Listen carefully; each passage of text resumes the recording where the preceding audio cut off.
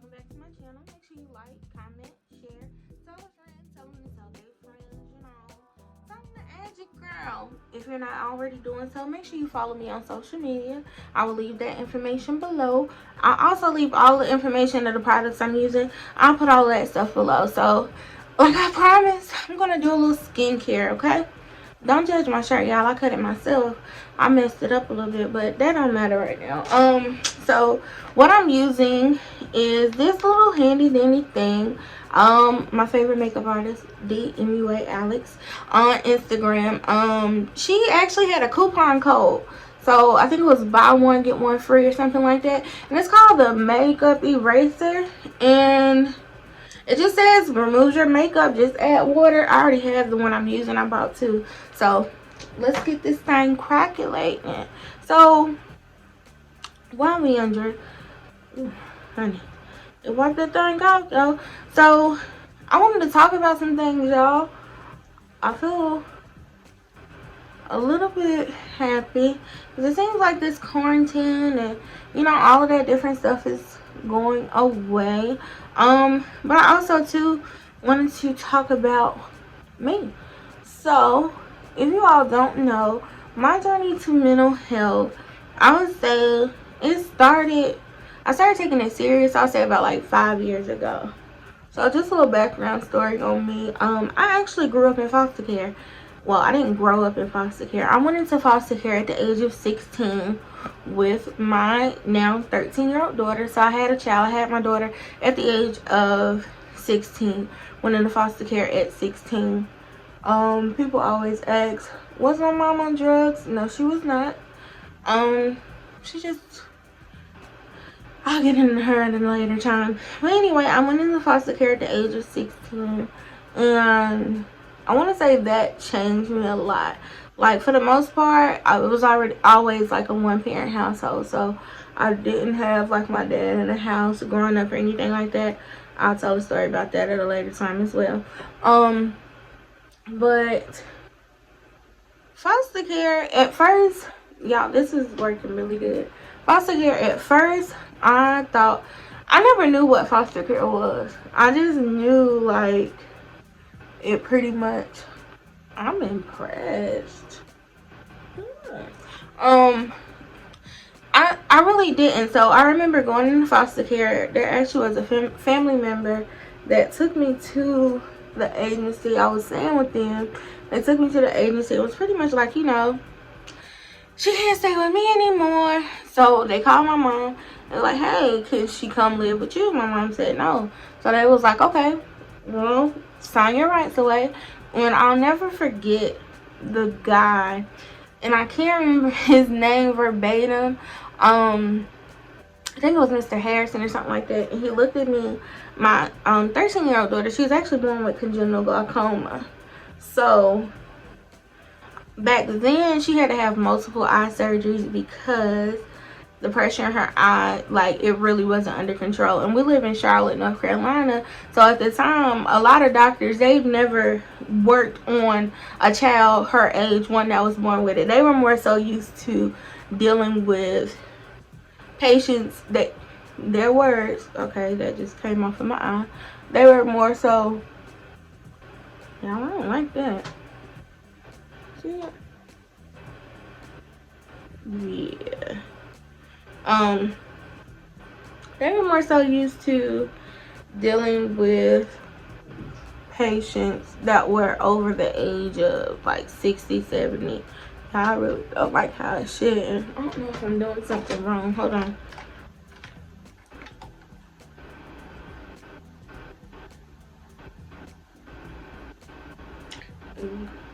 So, the directions say, why she racist prior to first erase. I didn't do that. I just took it out the box. My boyfriend gonna watch this and be like, you don't never do what you're supposed to do. You're supposed to read the instructions. Whatever. Anyway, we gonna keep on, y'all. Okay, I'm just using makeup wipe. Oh, soft. Okay, so where did I stop? Yeah, okay, so the man, he looked at me, he was like, okay, I'm gonna make sure y'all good, I'm like, okay, whatever. So I remember, like, they had to move in the area we had to wait on, because they had to get us, like, pretty much find living arrangements. Mind you, they had to find, like, a foster parent willing to take me and my child, because, you know, like, most people, they won't, like, no offense or anything like that, but most people, like, they're wanting a baby. They're not wanting a 16-year-old and her baby. Not to mention the 16-year-old. I'm sorry. Not to mention the child that's under the age of 1 has issues that requires her to go back and forth out of town for surgeries and things like that. So that was just a lot to take on, which is understandable. So we waited for a while. They brought me like food in there and stuff like that. I had my child with me. I waited. I think back then I had a cell phone, so I remember like just calling around, like telling people like this is about to happen. No, my cell phone was off. I'm lying. Yeah, your girl, I ain't had no job. So I remember calling her. No, I didn't call around. So I had a foster mom. That later on, the foster mom, she came. She met us there, and she was just like, hey, my name is such and such, such and such, whatever. Went to live with her. She had, I think she had like 4 or 5 kids. I really like her oldest daughter. Me and her Cleat. She was really sweet. I think I lived with her for like maybe 6 months, less than 6 months, maybe like 3 months, because at the time my daughter Imani had to have surgery in Durham, and she didn't want to take us to Durham, North Carolina. But I'm guessing the foster care system like, this is what we paying you to do, so you ain't doing that, we got a problem. And then there was other little stuff, like I think one time back then your girl was getting that creamy crack in her hair. I was getting a relaxer, so I needed to get a relaxer, and I literally had to beg her. She was more so on some, you need to go get a job, work. I think one time too, I went to the mall, like Concord Mills or the mall or whatever, filled out job applications. So she was more so on that. I liked it at first. I used to be on the computer a lot. That was like MySpace, of course, was popping at the time. So me being on MySpace, it was an outlet, you know, like connecting with, I could see my friends and what family members. I really didn't have no family that was on MySpace, but you know, like play cousins, people I grew up with and stuff like that on there, because like I'm all the way, the time I think I was living in like Annapolis or something like that, and everybody else is more so in Charlotte. So of course I want to be connected, you know, some type of way. So she had a problem with me being on social media all the time, and now that I'm older, I get it. My hands are ashy out because I just washed my brushes when I got done doing my makeup. But so I mean, now I get it, but back then it's just like, I'm on here, this is hard for me being here with your family. Like everybody was kind of doing their own thing. So I think like late at night, when they come in the room, I'm still up, my daughter is asleep, or like maybe she'll wake up in the middle of the night or whatever the case may be. So they had an issue with me being on the computer. So she took the computer out the room. I think she told me the computer broke. Whatever. Fast forward, we're not gonna dwell on that. Fast forward, I remember one day the social worker was like, how's things going? She asked me, and then she was like, well, you know, we found you new placement. So y'all, for the most part, I still have a lot of things. And I remember like the social worker saying, for a person that's going in foster care, you got a lot of stuff. Like I had bins, like bins with my stuff, bins with Imani stuff. I was pretty much organized, but I kind of knew where everything was, and I kept it all together. So once on the road, your girl was ready. So, you know, we all said our goodbyes. So I went to my mom's house, my foster mom, who I love so much. We're still connected to this day. I remember like as soon as I walked in the door, she was like, oh, you thick like me, I love this, we gonna eat. And it was on and popping. Like I finally I felt connected. Like, you know, like she made sure I got into school. Made sure Imani was in daycare. When it was time for appointments and stuff like that, she took us to that appointment. Her family, they never treated me like, oh, I was just her foster child or anything like that. They always treated me like holidays and stuff like that. I enjoyed it. It was a different experience, like being around like family. The holidays, everybody laughing. They was getting drunk. You know, like laughing and cooking and stuff like that. Like, it was just a joyful time. And I'll tell a story about that later time.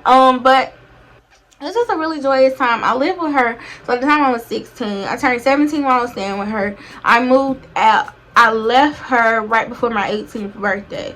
I was still in foster care all the way up until the age of 18. However, with a lot of people, for some reason, I'm not sure what happens. I don't want to make assumptions, but I don't think you get as much once a child turns 18 in foster care. So I left, and I had one more foster mama after that. Her name was Miss Jackie. Love Miss Jackie. Still talk to her to this day. And she was really sweet as well. I was actually kind of familiar with her because when you're in foster care, they have something called respite, like when the foster parent needs a break. So Imani would actually go to her, like if my foster mama ever just was trying to get rid of everybody, Imani went to respite with her, and she just took on the liking for Imani, like, oh, this is my baby, da da da da.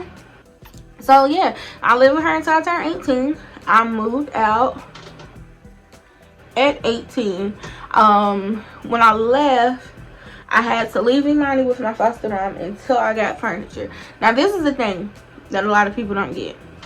Even though I went into foster care at the fault of my mother, I still had to prove to them that I would be able to take care of my child.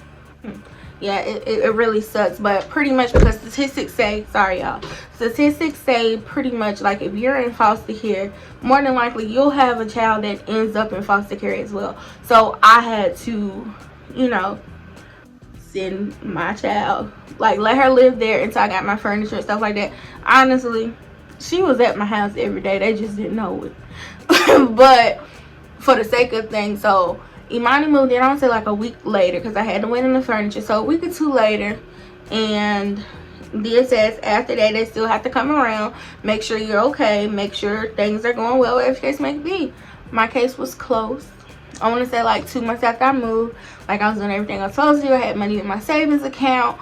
I was in school working.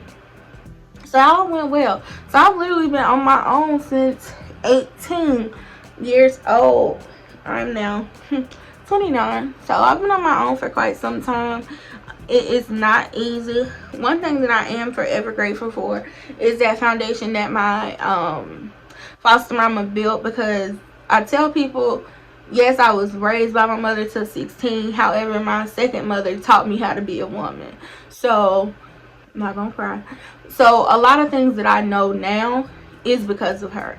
You know, like, you got to make sure you do this with your bills. You got to make sure you do this. Like, you're a woman, you have to do X, Y, and Z. So, yeah, she taught me a lot. So, nevertheless, like I said, I've been on my own since 18. I'm really grateful because a lot of people that were in foster care with me, I see them like, hey, how you doing? How you been? Their kids are in the system. You know, I'm very thankful that that hasn't happened to me. Never had an open DSS case, anything like that. Like, I do what I'm supposed to by my kids. I do what I'm supposed to do, and I get it all the time. Like, if I see my old social workers like, girl, you are a rare breed, and I'm like, they probably tell everybody that, but when I see people and it's like, now I get why y'all saying that. Y'all, I'll be right back. I'm about to scrub this out my eye, and then I'm going to show you what I use on my face. I'll be right back.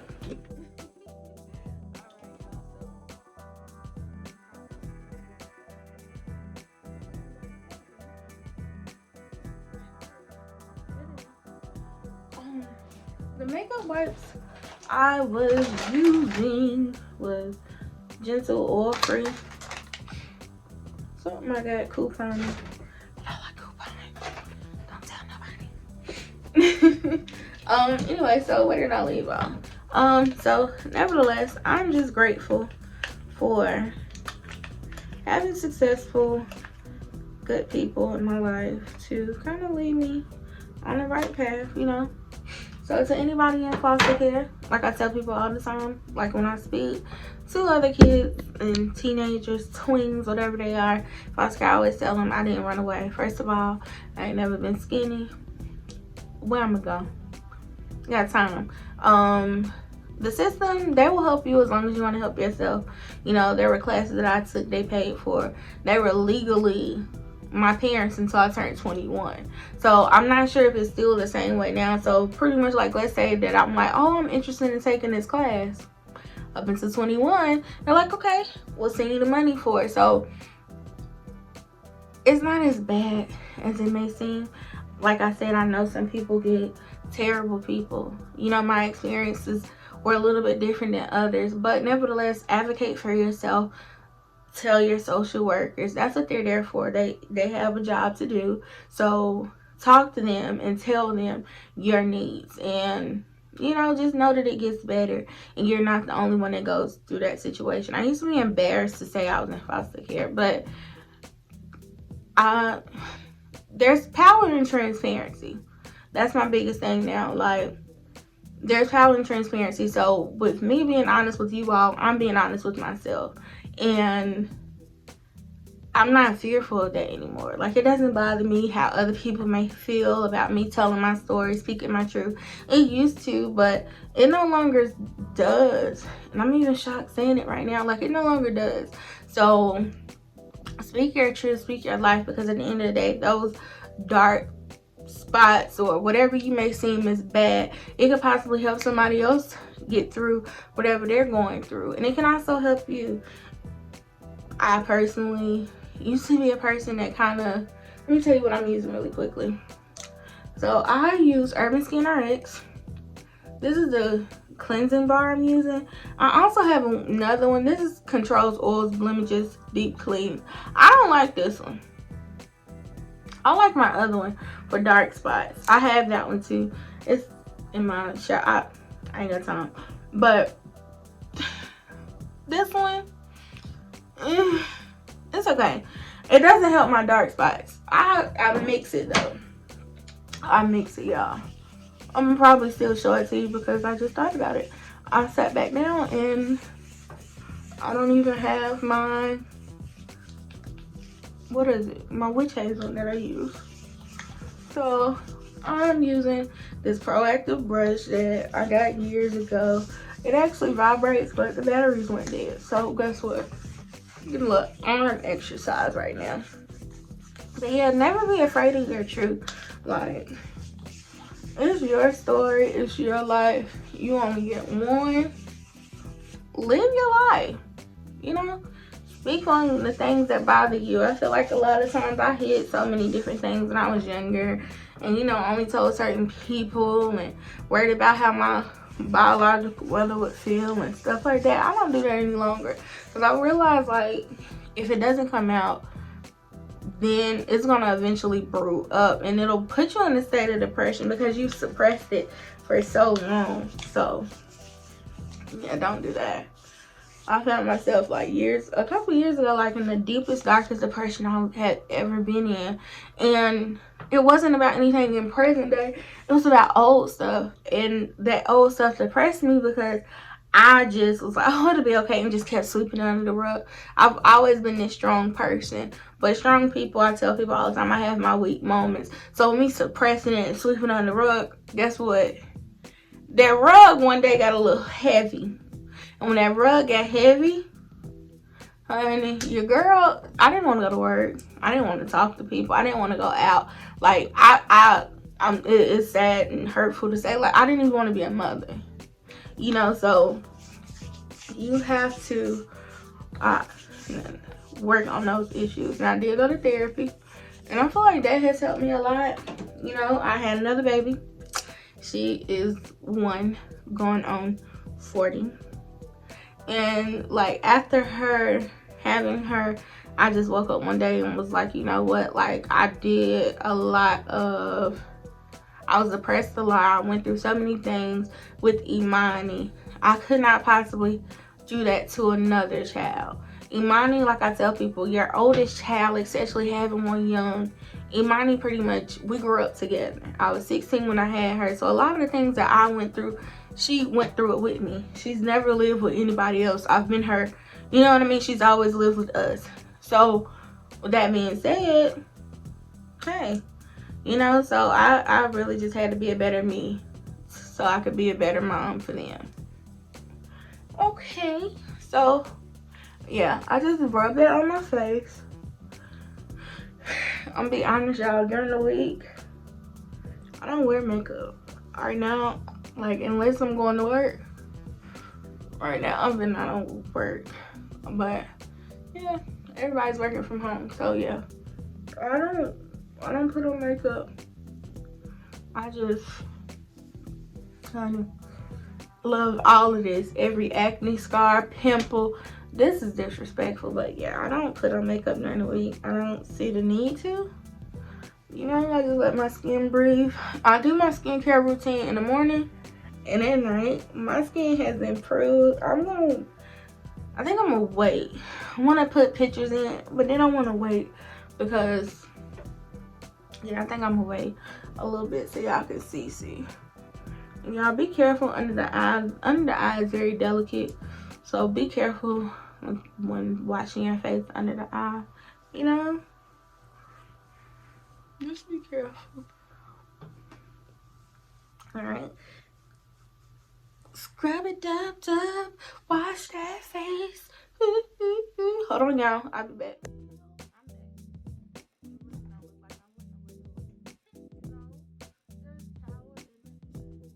Y'all do this at night too. You know why? Cause I don't like dry lips.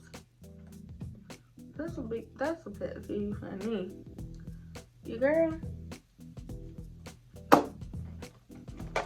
Dry lips is not what's up. So, okay, y'all. This is the other little cleansing bar that I use. This is the Melanin Experts. I like this one. I really think that I'm gonna switch back to just this routine. I don't know. We'll see. So this is brightens and improves uneven skin tone. So sometimes I do here and there get breakouts, but most of my scarring on my face is just acne scarring, like old acne scarring. So after I wash my face, and this is what I do in the morning and at night, I use this right here, Dickinson original Pore Perfecting toner. Yeah, I like it. It's a witch hazel, and I like it. I don't know why, but I do. So yeah, I got cotton balls, but I'm not even gonna fake the funk. I'm gonna do what I normally do. Put it on a little tissue, and you know, sometimes, and I like it. I really do. And I feel like it cleanses, because sometimes, I don't know about everybody, y'all wash my face just now 3 times. No lie. And you see how that? And I don't like that. But this right here, this stuff right here, I don't play no game. It gets all of that gunk out your skin. So I like it. And at first, I used to didn't take care of my skin. I just used to put lotion on it. Ooh. My nose ring about came out, because I'm like, okay. Make sure y'all wash your nose ring too. Clean around it. You see how that diamond started glistening? But yeah, I used to just think, okay, whatever. I didn't wipe my makeup off. So over the years, my skin just was like, okay, you don't want to take care of me. I ain't gonna have you out here looking right. And guess what? It did just that. So that's enough of that stuff there. So next, also too, with this, I use these sometimes in the morning and at night. It's like a clarifying, clear pad thing. Controls oil blemishes and skin tone. It says after cleansing, wipe the area with a moist pad 1 to 2 times daily. I personally use that witch hazel as my toner, so I really don't use this. For the sake of the video, I will. I use it sometimes in the morning, like maybe twice a week in the morning, but I feel like I've noticed a difference when me not using it, so I don't see the point. Also, that came with this kit thing I got. This, every time I use this, I get a pimple, and I couldn't figure out what it was, but I'm like, okay, I'm gonna try it. I'm gonna try it a different way, and it never fails. I don't know, it got hydroquinone and kojic acid and retinol. I don't like this. I really don't. Let me know if you tried it before. Put your comment below. Tell me if you ever use it. Oh, this little pad, honey, it burns. Not really. Ooh. Okay, I love y'all, because that really just burnt my skin a lot. Oh, that was from that soap. I'm like, what is this? Blooper. Anyway, so the last thing that I use at night, I use this hair crap. It's the serum. It's like on spot treatment, acne spot treatment stuff. So like, I got this little pimple, right? So I put it like there, wherever I feel like a breakout coming, I'll put it. You see that little red girl up there? Yeah, I'm gonna put it on her too. Yeah, and it just makes it go away. So I kind of like that. You know, not kind of. I really do. Then if I'm feeling real skincare-ish, because you know, your girl will be 30 this year. Under my eyes, I use this Darker Banded eye cream. And it's like, I got it in my BoxyCharm box. BT dubs. So yeah, I use it under my eyes. Sometimes I don't.